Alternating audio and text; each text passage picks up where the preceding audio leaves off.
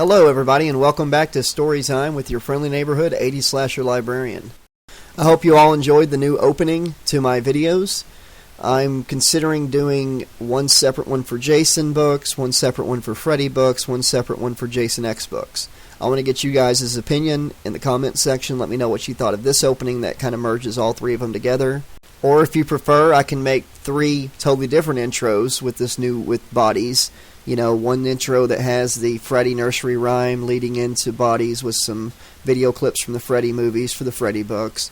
Jason for the Jason books, Jason X video clips for the Jason X books. Just let me know in the comment section what you think, or I can just keep it all combined like I did on this one. Also, I will not be doing any more of Jason X Planet of the Beast until Wednesday. I'll be doing the Dream Dealers tonight, tomorrow, and Tuesday, and I'll be returning back to Jason X Planet of the Beast on Wednesday. Planet of the Beast chapters are a lot longer than the chapters in this book, and I'm kind of on a time constraint right now, so it's easier for me to get these knocked out, and then I'll be back to it Wednesday when I have some more free time. So tonight, A Nightmare on Elm Street, The Dream Dealers, Chapter 11. "You didn't have to come, man," Devin said to Alex as he slipped in through the Lowe's front door with Tricia close behind him. "Grace can drive me home." "What was I supposed to do? Say, 'Huh, your friend got murdered? Okay, well, see you when you get here.'" Alex glanced past Devin at Grace and gave her a solemn nod. She just stared back at him with a face as wide as geishas. "So his parents were home?" "Yeah, they're in the kitchen talking to the cops. They're done with us, said we could go home for now." Devin dropped his voice. "It was scary, Alex. When they got here, it looked like they thought we did it, Grace and me." "They don't think that now, do they?" said Tricia. "I don't think so. I should hope not." "So, Alex Carmack," said a voice from down the front hallway. The brothers and their girlfriends looked over to see two plainclothes detectives walking toward them from the kitchen. One was tall and lean, with the silvery military-style haircut. The other short and good-looking, with the appearance of being the older cop's nervous puppy dog. "Sir?" "You guys are the bad luck twins, huh?" The senior detective stopped only inches from Alex's face, like an intimidating drill instructor trying to break him down. "Yesterday you find the mutilated body of your friend. Today, your brother finds a mutilated body of his friend. Crazy, huh? But maybe it's not so much that you guys have the bad luck. It looks like your friends are the ones with the bad luck, right, Billy?" He smirked at his partner. "Would you want to be friends with these guys?" Billy only shrugged, smiling sheepishly. "It's very strange, I know," Alex said, "and if we can help you in any way, believe me, we will." "That's good, because I'm sure there are a lot of questions I still haven't formulated yet." Alex interjected, "Sir, it looks like there's a serial killer in Springwood, seriously. But this wouldn't be the first time, would it?" The older detective narrowed his eyes at Alex. He didn't seem to like being challenged. "No, I guess it wouldn't. But like I told you, the Springwood slasher is long dead.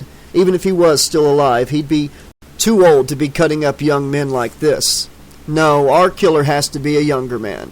You know, someone about, your age. Or your brother's. Hell, I bet the two of you together would be more than strong enough to overpower a kid like Kent Lowe."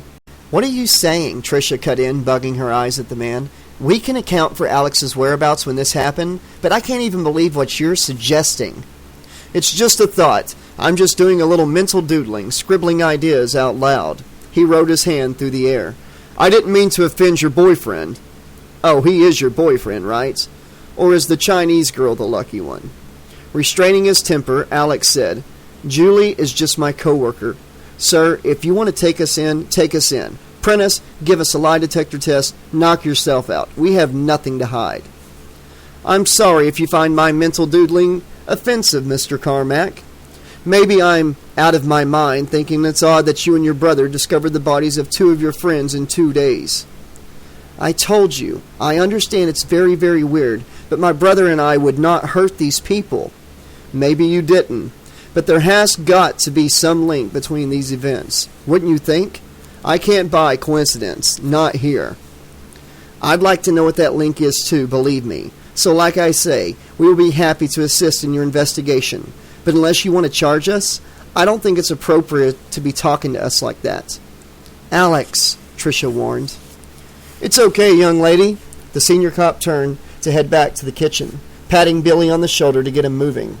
"You kids can go on home now, but you can be assured I will have some more questions to ask you. The both of you." "Yes, sir," Devin said.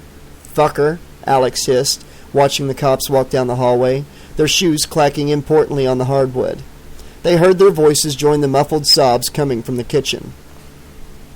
"Well, it isn't really surprising the way they're acting," Tricia admitted despite her misgivings. Devin touched his brother's arm. "Alex, we need to get home and talk." "Is she okay?" Alex gestured at the mannequin-like Grace. "No, she is not okay. Let's go talk, now." With their parents having departed on their trip earlier that day, Alex had already been planning to spend the night at their house. Devin was 18 now, so during the course of the vacation, Alex had figured he would just check in on him either by phone or a quick visit daily. But he had also thought it would be nice to play the responsible big brother and sleep over for at least the first night. Then on the weekend, he was going to invite Devin to sleep over at his apartment. Now that the two of their friends had been slaughtered, however, Alex had no intention of leaving Devin alone for a single night. Devin helped Grace along and seated her at the kitchen table.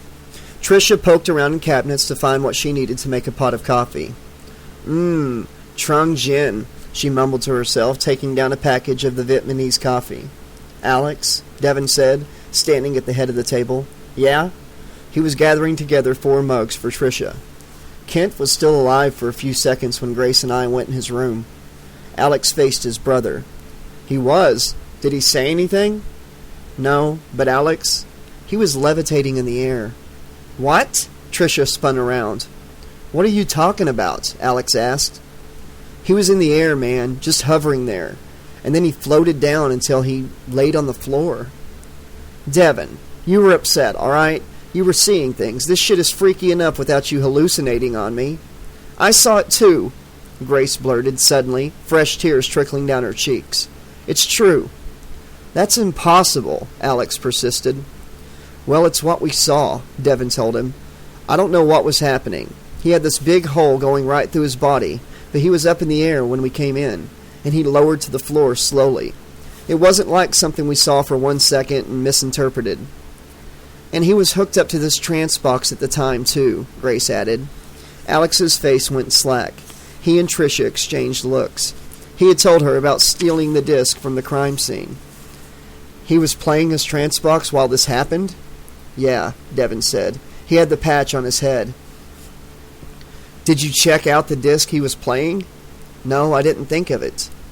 "You don't know if it was my nightmare program then?" "I told you. I don't know, Alex." Alex tried to digest all this, but it just coiled around itself sickeningly in his guts. "Devin," he said at last, "let me tell you what I saw at Patrick's place." He told Devin and Grace about having stolen the disc of macrocosm research out of Patrick's TranceBox and peeling the receptor patch off his temple. Lastly, he described the appalling state of Patrick's corpse. "Claw marks, like from a lion?" Devin said. That was the first thing that came to his head, for some reason. A lion. "Claw marks, like from a glove with knife fingers?" Grace muttered. The other 3 all turned to stare at her. She looked up at them and sobbed. "We've all seen him in our dreams. The man with the knife hand. Krueger." "Grace," Alex said, "let's not get dreams and reality mixed up here. I don't believe in the supernatural." "But Alex," Devin said, "it obviously has something to do with the TranceBox and the nightmare disc. Both of these guys were playing the TranceBox at the time they were killed. What does that mean?" "I have no idea what it means. I know it's significant. I know, but we can't talk crazy here. That guy in the dreams, he's an illusion." "Well, why is he in all of the dreams from all these different victims?" "A shared hallucination. Mass hysteria. I don't know. Look, you've seen him. You've talked to him. He's pure evil." "He isn't real, damn it!" "Maybe not here. Maybe not in our world." "So what is he then? A ghost? A demon? Some kind of extra-dimensional being?" "Maybe one of those things. I don't pretend to understand it." Alex sighed, leaning back against the kitchen counter and pinching the bridge of his nose between his fingers. "I pray to God it hasn't anything to do with the disc." "If the disc had anything to do with it," Tricia pondered aloud, "then all of us who've tried it could be at risk." Alex raised his head and snapped. "Don't you go jumping to conclusions too, Tricia. We have to think rational here. Well, I'm sorry if this threatens your dreams of glory, Alex, but we have to put our safety before that.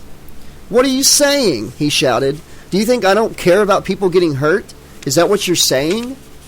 They heard the front doorbell ring. Alex pulled the largest knife out of a cutlery holder by the sink and strode out of the kitchen toward the front door. Before hurrying after him, Devin said to Tricia, "Now look who's acting all rational. What if it's the cops with new questions to ask? What are they going to think of Alex brandishing a huge carving knife?" As he came up behind Alex, Devin saw that the person standing on the front step was a long-haired girl of short stature.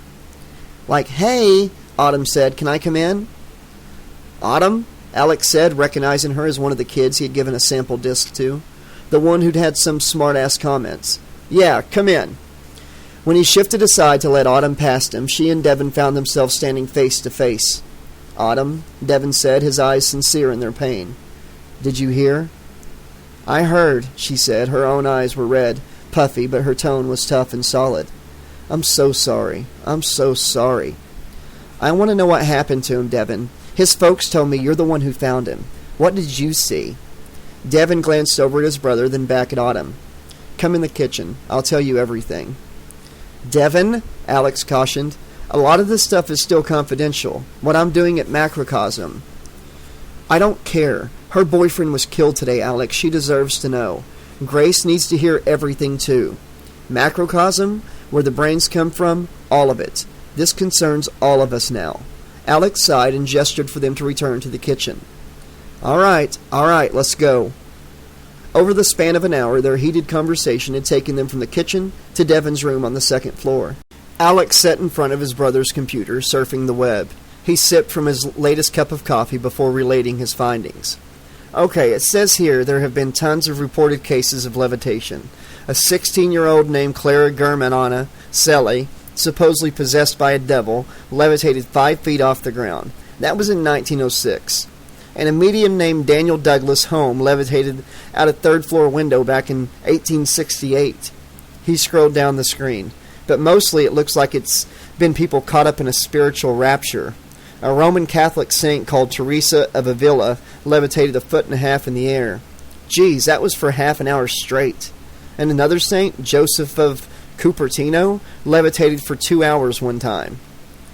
"Yeah, and didn't another guy feed 5,000 people with like just 2 fishes and 5 loaves of bread?" Autumn remarked. "Like, you don't believe that religious shit, do you?" "If you were going to believe Devin and Grace, then there has to be a scientific explanation here. Maybe it's mind over matter. Maybe in the state they were in, Patrick and Kent were able to, I don't know, tap into some kind of psychokinetic power. Even some psychologists believe poltergeist activity is created by disturbed adolescents. And look at the religious zealots who manifest stigmata. They do that to themselves, maybe just through the power of their subconscious minds." "Alex," Devin sighed, "I know you want to make sense out of this, but you're acting desperate now. What do you think, that Patrick made those claw marks appear on himself subconsciously? Like stigmata?" "He's right," Autumn said. "You just don't want to face the truth here. We've all met that bastard in our dreams now. The one time he really talked to me, I knew he would have hurt me if I'd been able to open that locked door." Alex stared at the computer screen as if entranced. He muttered, "He tried to stab me with his claws in the zoo dream, but they were like rubber. He said he wasn't strong enough yet." "Tell it to your friend Patrick," Autumn said, "and tell it to my boyfriend. Whatever he is, he's strong enough now." Tricia was seated beside Grace on the edge of Devin's bed, rubbing the younger girl's back sympathetically. She looked up and said, "We can't any of us use the nightmare program again until we figure this out. We need to tell everyone at Mnemonic and Macrocosm both." "I told you," Alex groaned. "We need more information before we jump to conclusions. You want Macrocosm and Mnemonic to panic, act rash, and abandon valuable projects when all the data isn't in yet?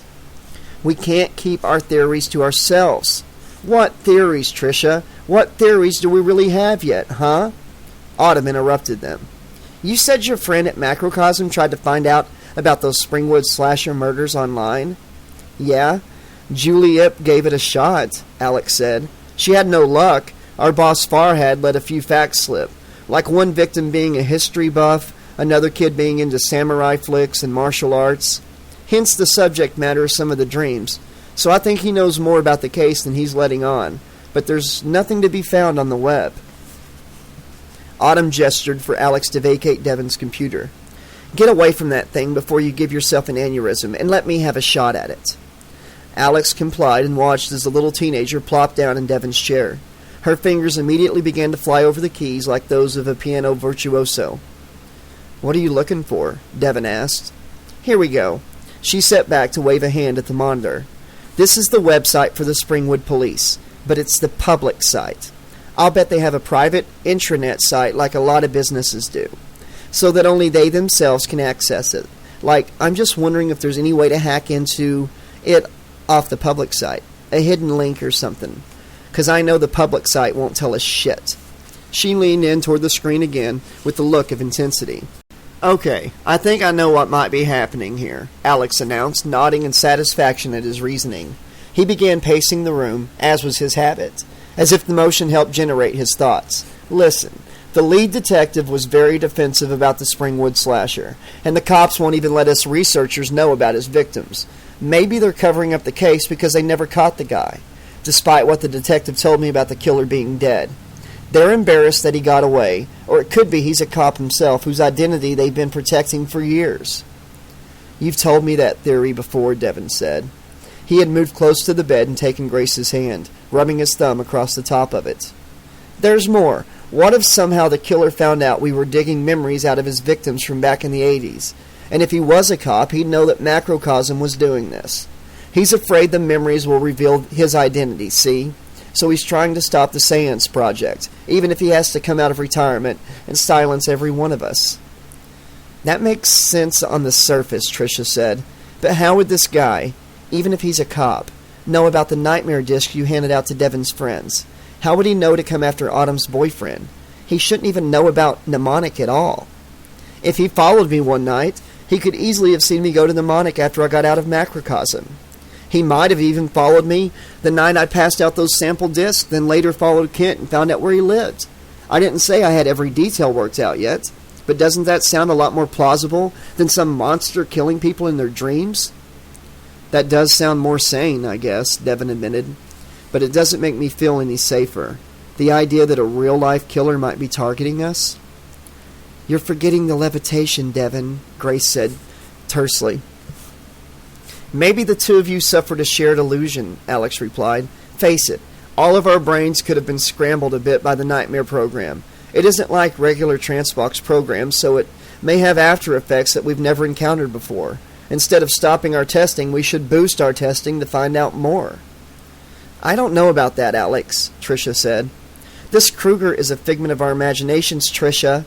I don't know he's been integrated into every dream from every one of those tumors. But isn't this the kind of thing that a research facility exists to find out? Our sponsors are paying us to unravel mysteries here. Speaking of unraveling mysteries, Autumn spoke up, I'm in. In the intranet site?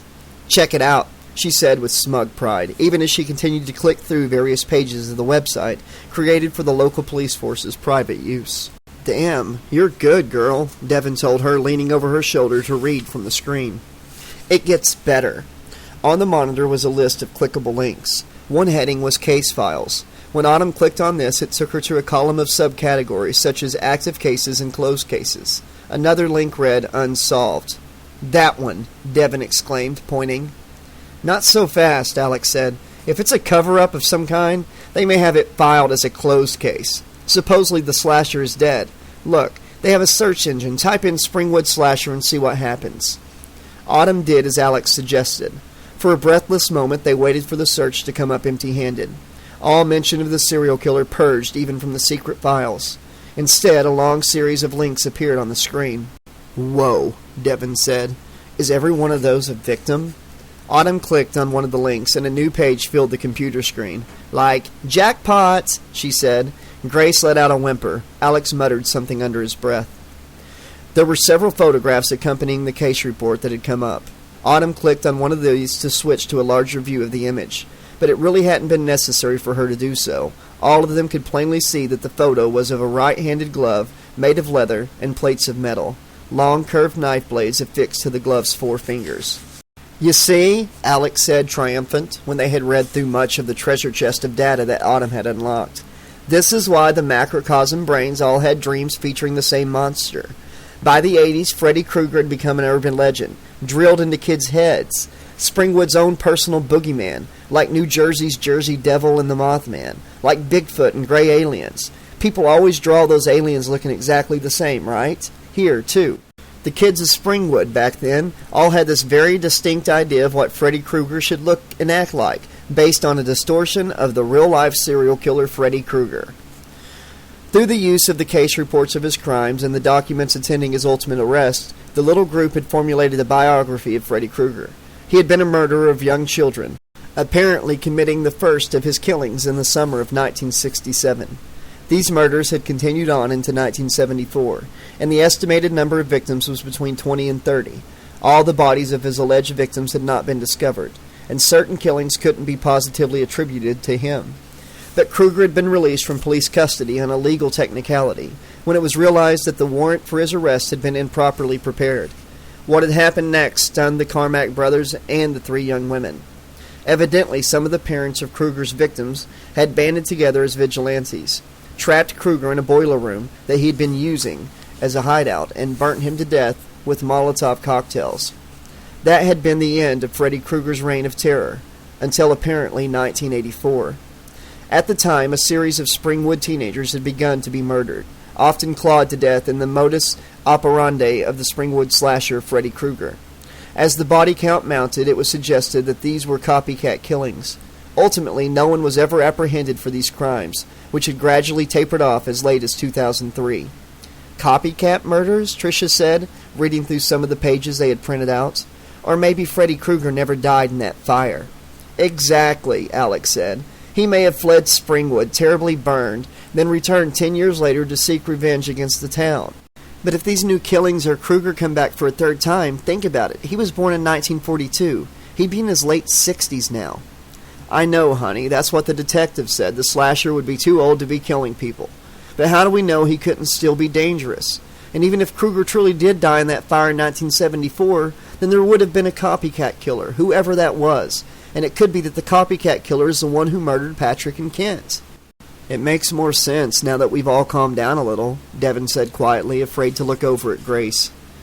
I guess, Autumn mumbled, sounding reluctant to abandon their first conclusion, however wild it may have seemed. I suppose there's no way to justify the idea of Krueger living on in the dreams of his victims, but he sure did seem real to me when I was in them. Everything seems real in those dreams when we're in them, Alex reminded her. Kent's levitation, Devin continued. I don't know what to say now. I suppose it could have been an illusion. Like you said, Alex, we don't really know how the TranceBox might be affecting us, creating residual effects in our minds, even when we're not using it.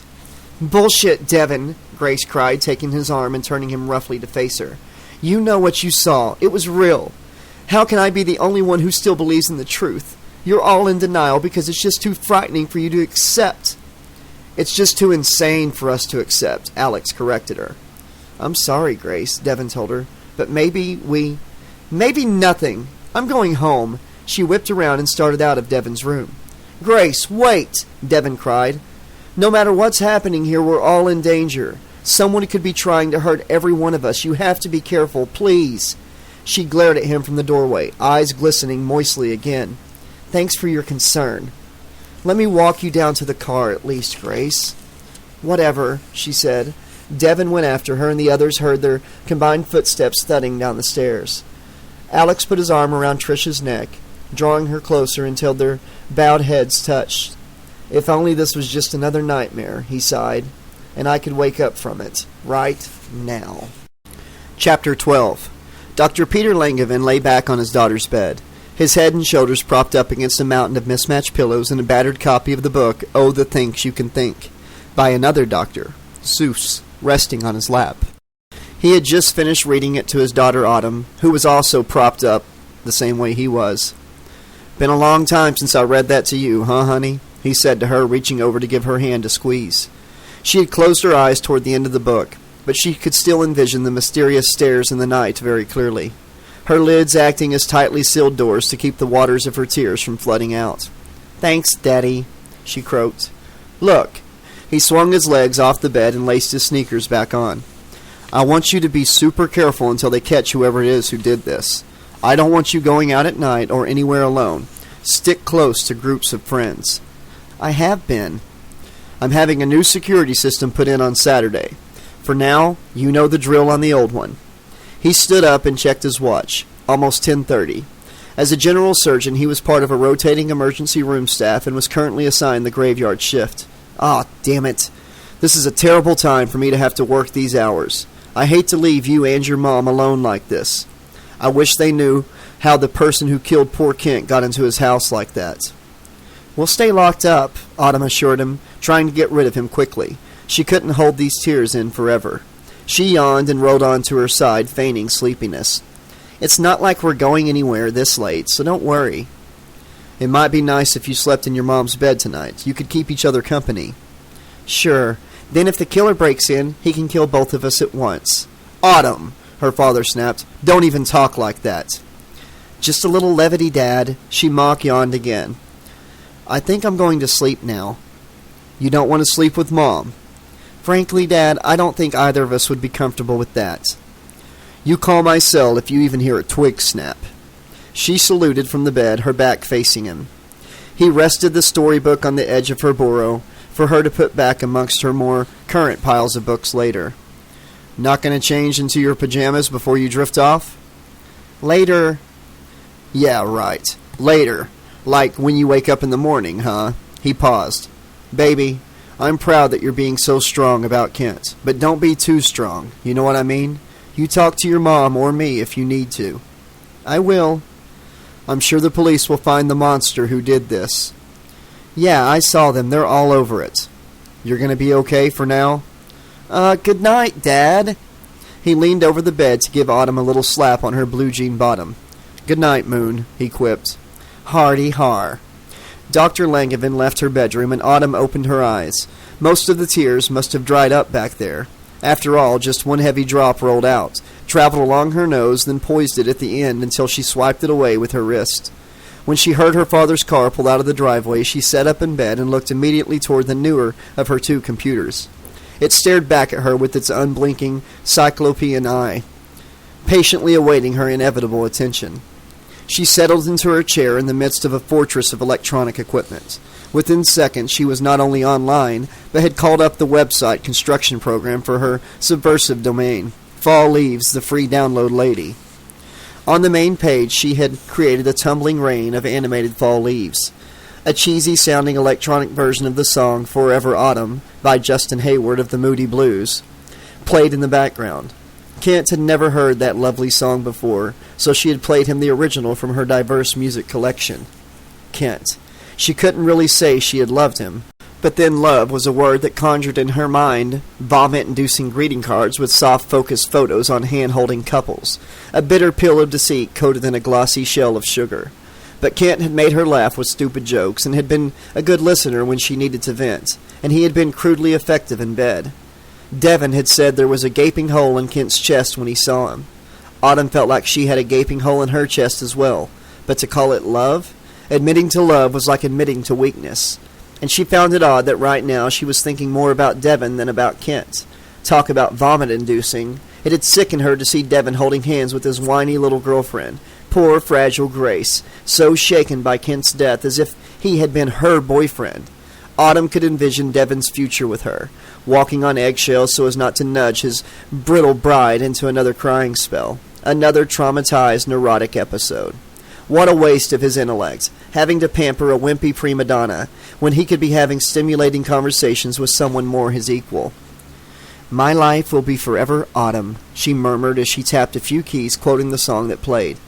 "'Cause you're not here." She didn't know if those words were for Kent or for Devon.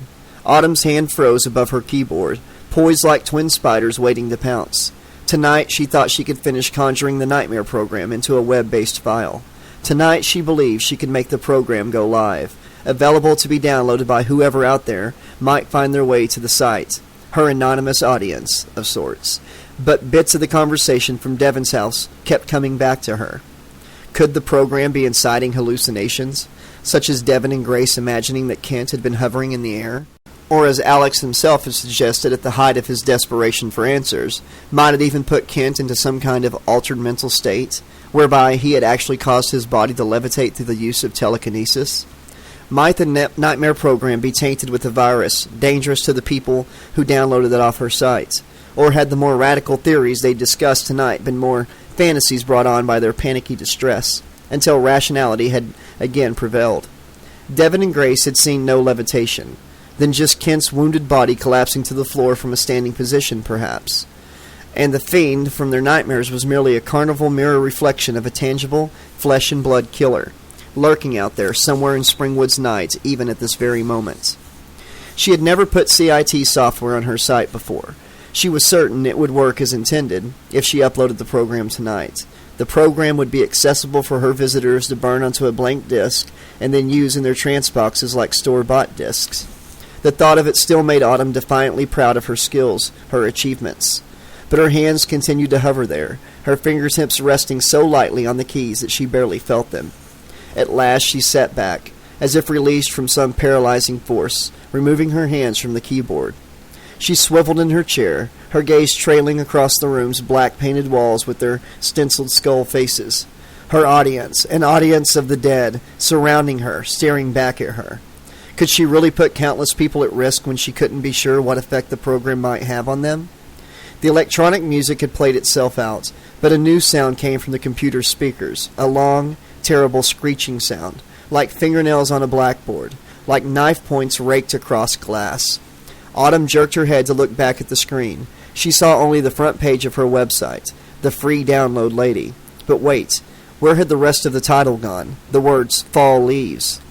As she watched, the letters form the word, The, dropped from the title, tumbling away like the animated rain of leaves. Like, what the fuck? Autumn hissed. The last E in the word free drifted away next. An O, a W, an N from the word download. More and more gaps formed as the title fragmented. Had she inadvertently screwed up her site somehow during tonight's tinkering? LOAD, floating away gracefully like snowflakes. Oh my God, Autumn said with realization as she watched two final letters flutter toward the bottom of the screen, an L and an A from the word lady. Now only 6 letters from her website's title remains, an F, an R, an E, a D, another D, and a Y. Freddy, Autumn whispered. The name gradually faded into the black background, until that was all the monitor showed, blackness. The darkness began to lighten somewhat, enough for her to see the darker silhouette of a man's head within it. A man wearing a rumpled hat. Autumn was reminded of the hospital dream, that hideous scarred face outside the window and the door, peering through at her. Now her computer screen acted as the thin barrier separating them, a fragile membrane separating parallel worlds. Autumn! The familiar voice purred from the speakers. You aren't having second thoughts, are you? All you have to do now is dot your T's and cross your I's, and you'll show 'em all what a smart little girl you are. Maybe then they'll finally notice you, huh? Give you the recognition you deserve. This can't be real, Autumn said. I'm not asleep. I'm not dreaming. Exactly, the silhouette said. That's the beauty of it. You're giving me another way into your world. I won't need people to be asleep anymore. And why the fuck would I want to help you do that, she snarled. So you can kill more people like you killed my boyfriend? Killed who? Now why would I do that and hurt my priestess? What do you mean, priestess? If you help me, Autumn, and finish what you started, you could be giving me the power of a god. And I won't forget you. I'll give you power too. You can stand right by my side. Like I could ever trust you. You would have killed me too if I'd been able to open that door in the hospital. My word is gold. What else do you have to look forward to in your sorry little life? Marrying some boring clone of your late boyfriend? Shitting out a few brats? Watching hubby paint your white picket fence? I'm not in hell. Springwood is hell. Take a chance, Autumn. If you won't listen to me, Listen to yourself. You know this is what you want. How do you know so much about what I want? Because I'm the only one. The only one who understands you. You want immortality. To be young forever. Do you see any wrinkles on this pretty face? He tilted up his chin, but thankfully it was too murky to make out his countenance. You want the power of life and death? You want to be able to destroy all who oppose and offend you. Crush them in your fist. His gloved hand rose into view, its steel talons clashing together with a ringing sound. You want to be like me, Autumn? She looked behind her at the closed door to her room. Was her mother gaping at the TV downstairs, the cathode ray zombie she transformed into every night? Or had she already turned in? Was the world beyond that closed door the same mundane world she knew? The world she ventured out into day after monotonous day? Was she truly awake, or had she dozed off while her father was reading to her? Or had she simply lost her mind? Autumn! The voice behind her insisted. She swiveled around to face the monitor again. For a god, you sure do grovel a lot. The silhouetted head couldn't keep itself from giving an angry hiss. Maybe I'll get back to you, she said. And with that, Autumn reached out and shut off the computer's power. On the monitor of her older secondary computer, the screensaver was suddenly replaced by sizzling static. Before anything could appear within the pixelated chaos, she quickly powered down that computer too. Just to be on the safe side, she flipped the switch on the surge protector under her desk, cutting off the AC juice to her system altogether. Exhausted by all she had experienced this day, the death of her boyfriend, and promises of immortality, Autumn Langevin propped her elbows on the edge of her computer desk and dropped her face into her hands. Several hours earlier, unaware that one of his friends had been killed that afternoon, Milton Ferrara had parked his car one street over from the house of his psychology teacher, Elizabeth Trice, and walked briskly the rest of the way, throwing furtive looks at ominous shrubbery and every passing vehicle that illuminated him in its headlights. He knew Liz's husband worked second shift, a supervisor at a pharmaceutical manufacturing company, but that didn't mean he might not come home early one night with a headache, or with the suspicion of wrongdoing on the part of his attractive wife. And while Liz had never really come right out and discussed it, Milton had read between the lines that Mr. Trice had something of a temper. Liz greeted him in a black satin dressing gown, looking sensually elegant. Though he knew the tiny membranes of black lace that pretended to cover her femininity beneath that gown were a lot less subtle in their effect. She pulled him inside by the hand and immediately into her embrace. Just a short while later they lay tassel-haired and drained on Liz's bed, like two survivors of a shipwreck who had swum laboriously to shore. Milton looked happily dazed both physically and emotionally. His expression had the quality of a dog's adoring stare, seeming almost pathetically grateful, so that even Liz found herself unable to face it. It made her feel embarrassed for him, and for herself. It made her feel like a ridiculous bimbo from a bad soft porn movie, greeting the pool cleaner in sexy lingerie. So instead she ignored him, lying naked on her belly with her ankles hooked up in the air behind her, and Milton's notebook PC open in front of her. Milton didn't mind. Her looking at his writing was as intimate to him as Liz gazing into his very soul. "That was wonderful, baby," she told him when she'd finished, finally able to smile over at him and meet those vulnerable, smitten eyes. It was not his dream journal's latest entry, but a short story he had written for his English class. He had taken his inspiration from H.P. Lovecraft, as Liz had suggested to him, and she certainly didn't want to praise the story any less than Mrs. Sullivan would. "What a wild imagination. You're so damn good." She reached over to give one of his strong calves a squeeze, in every way. "Yeah? You think I'm talented?" "You're very talented, and very beautiful." "You want to read something else?" He shifted closer to her and lay pressed up against her side, on his belly too. He closed the file for the short story and went on to access a new file, but all of a sudden he was looking shy. "What's this one, sweetie?" she asked. "It's a dream I had last night, but it's not for the dream journal. Let's just say it isn't suitable for class. It was a dream I had about you." "Oh, really? Well, I have to read this." Liz gave him a fast peck on the jaw, then engaged herself in his writing once more. She felt Milton's bashful, anxious eyes weighing heavily upon her.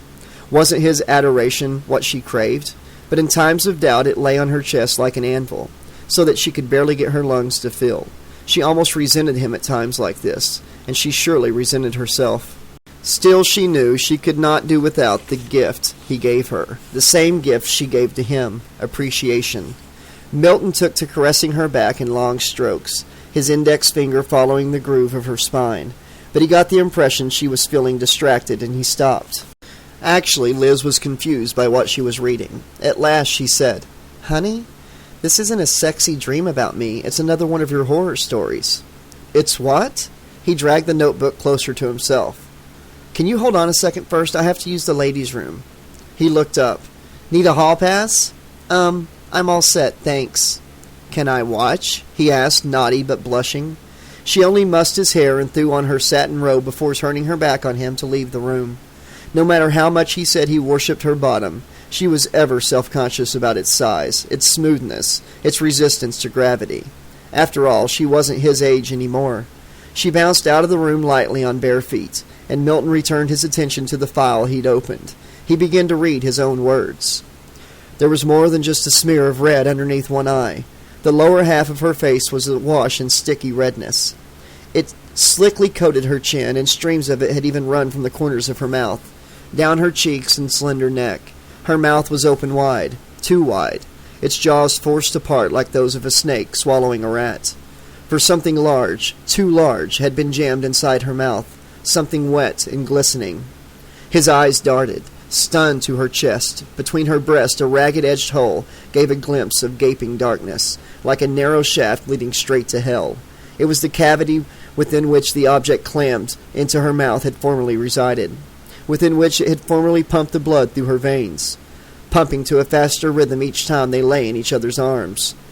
"Liz!" Milton screamed, as his stunned disbelief was replaced by an explosive combination of grief, revulsion, and terror.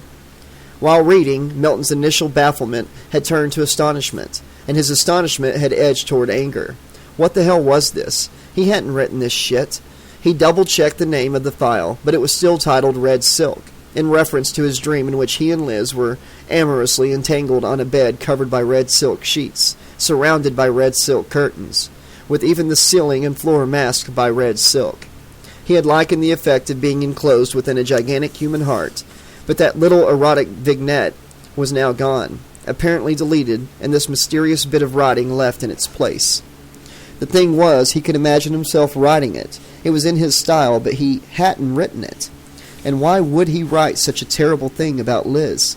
He was grateful she hadn't read enough of the piece to come across her name, or he was certain she would have been appalled instead of only confused. Milton was reminded of the earlier enigmatic writing Liz had discovered on his machine. The same person had to be responsible, but who? The earlier suspects flashed through his mind once more. Liz's husband? Again, why play games like this when he could just smash Milton in the face? Autumn Langevin, who had the skills to hack into his machine through an internet connection? But did she have the writing skills? Who else could have gotten their hands on his notebook to do this? An odd thought came to him. Might it even be Liz playing some kind of game with him? Was it just a coincidence that she had been the one to discover both these strange writings? On one occasion he had in fact caught her toying with his computer. She had been talking to her sister on a cell phone and typing with her free hand, sitting nude and cross-legged on her bed. If only her sister could see that. And Milton had been the one using the bathroom that time. He had looked at the notebook screen to see his name typed over and over, again and again. It had been charming, but a bit weird, because she wasn't even looking at her fingers as she doodled, as if she wasn't even aware she was doing it. Another time she had written across his chest with lipstick, "Mine," and then drawn an arrow to the spot where his heart beat inside him. With a laugh, she had then added another arrow, trailing down his hard belly to point at the lower organ of his body. Previously, he had found such quirky behaviors endearing, but now he wondered if these writings might be a more mean-spirited expression of that same quirkiness. He heard the toilet flushed and the sink running. Quickly, before she could come back and see her name and the composition, Milton closed the file down for further inspection later. A moment later, Liz reappeared. She still wore her black robe, but it was open down the front.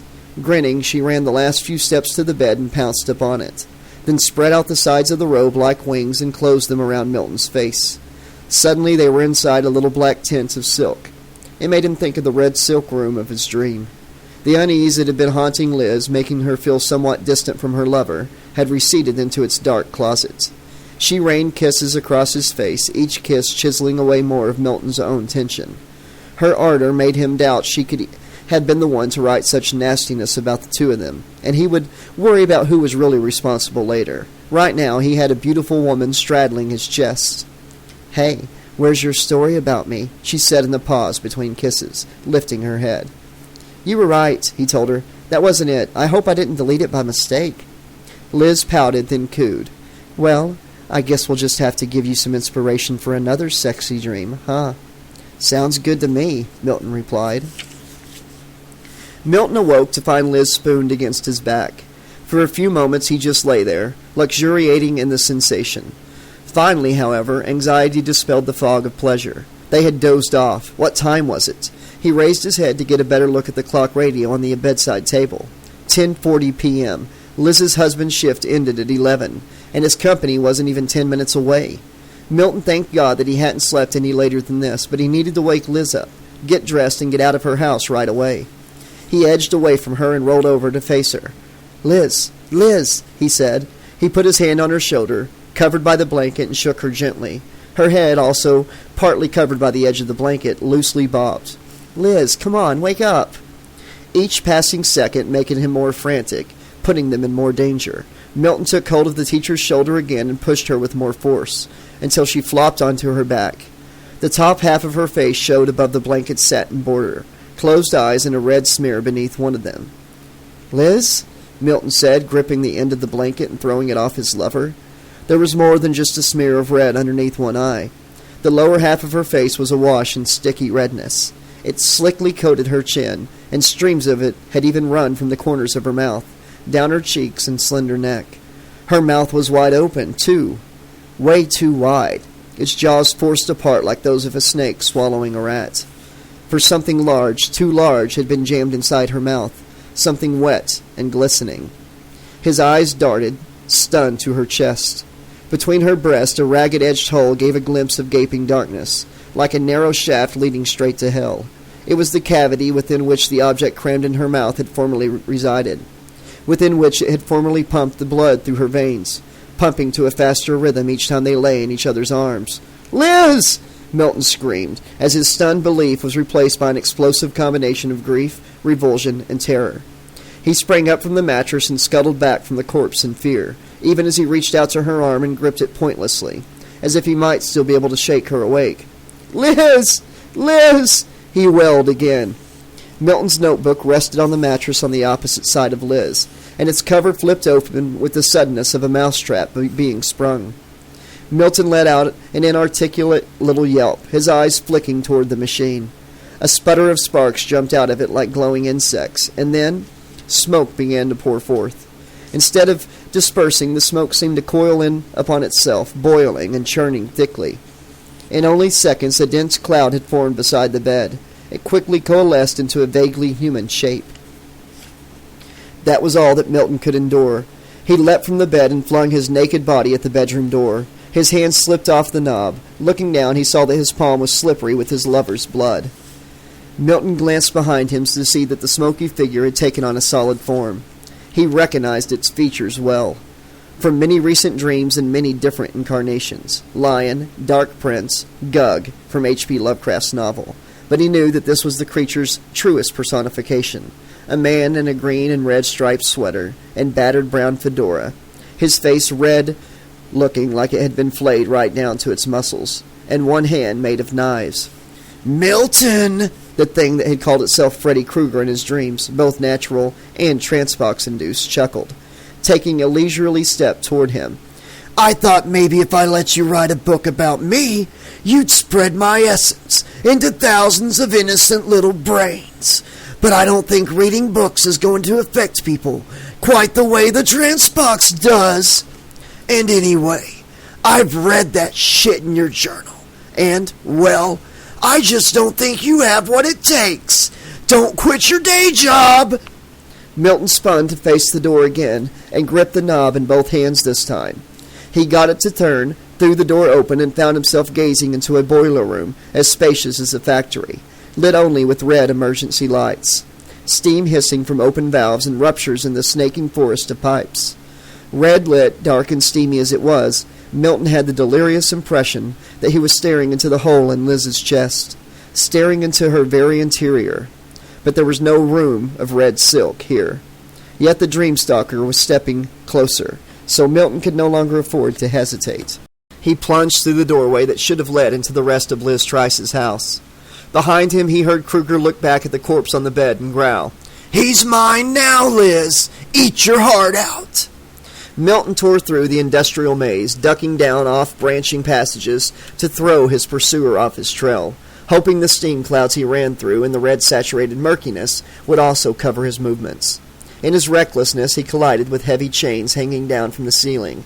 Hooks at their ends and gouged his unprotected flesh.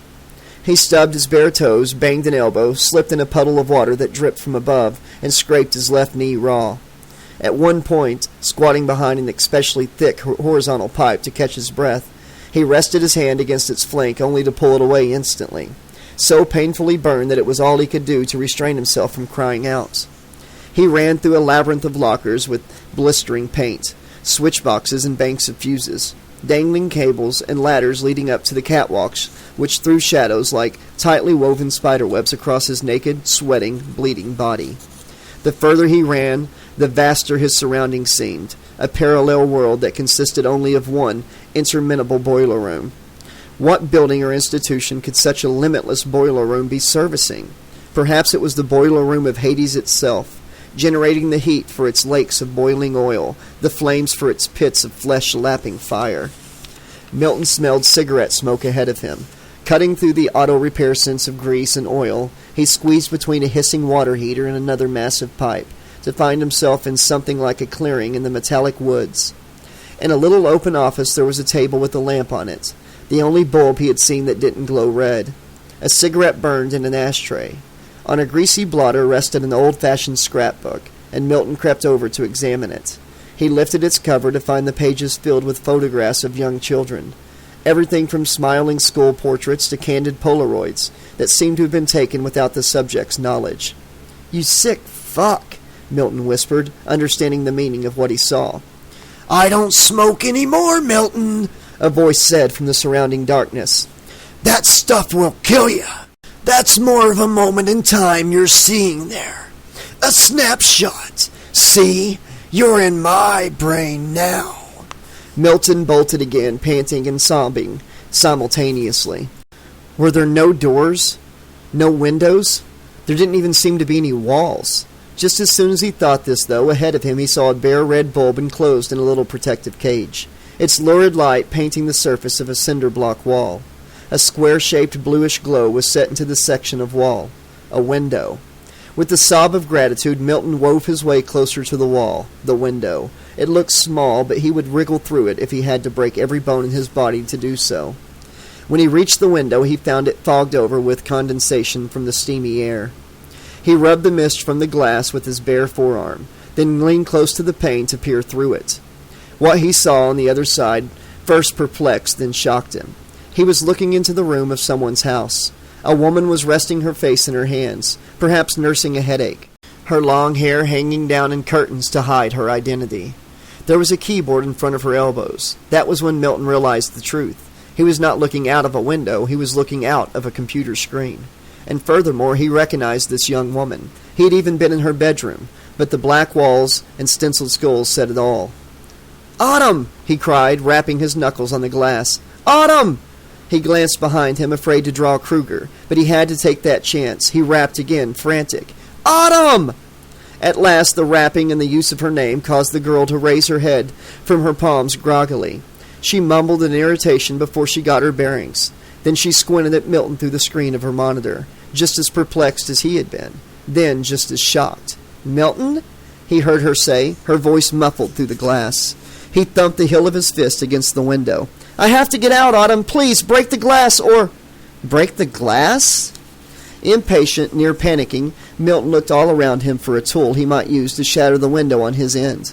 With a lurch of his heart, he spotted a 2-foot section of pipe leaning against the cinder block wall. Right now, he might believe it was a more beautiful sight than Liz Trice had ever been. Milton seized the pipe and hefted it over one shoulder like a baseball bat, pivoting toward the softly glowing window. "Shit! What are you doing?" he heard Autumn say, wheeling backwards in her chair. A whoosh of the impromptu club through the air, and the end of the pipe crashed against the window. It left not a scratch on the glass.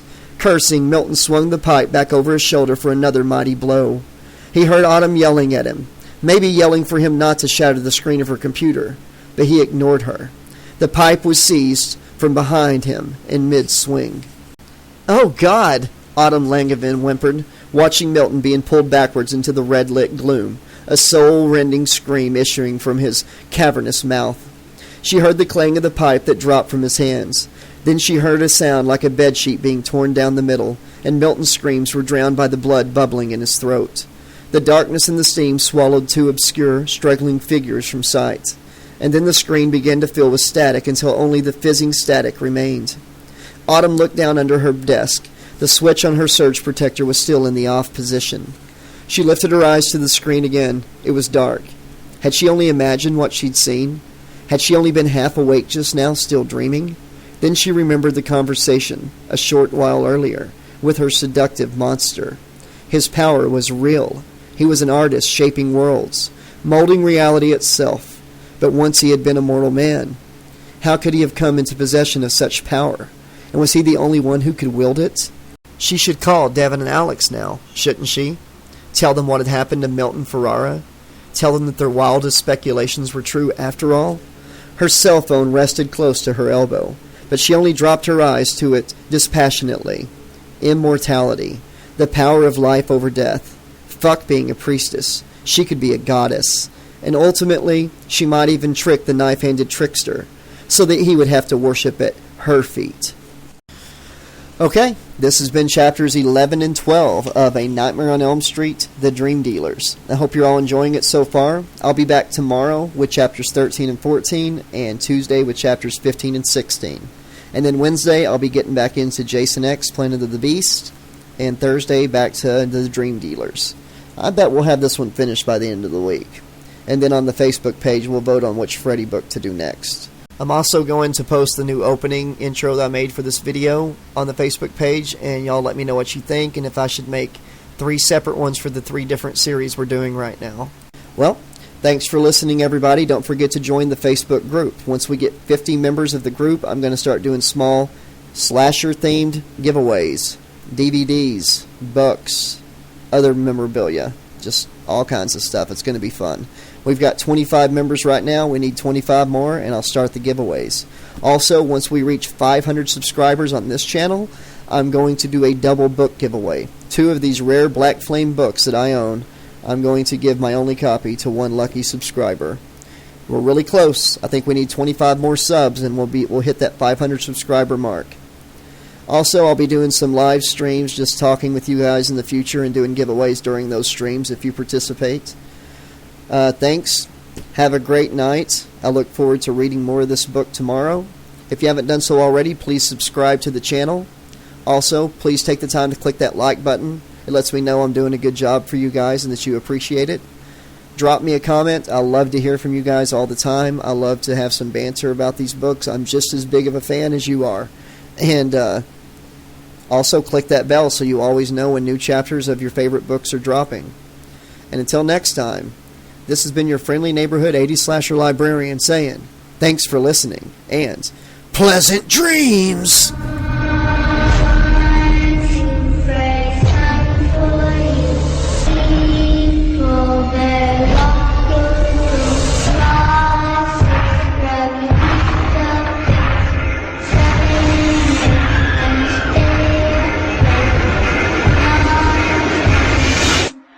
Never sleep again.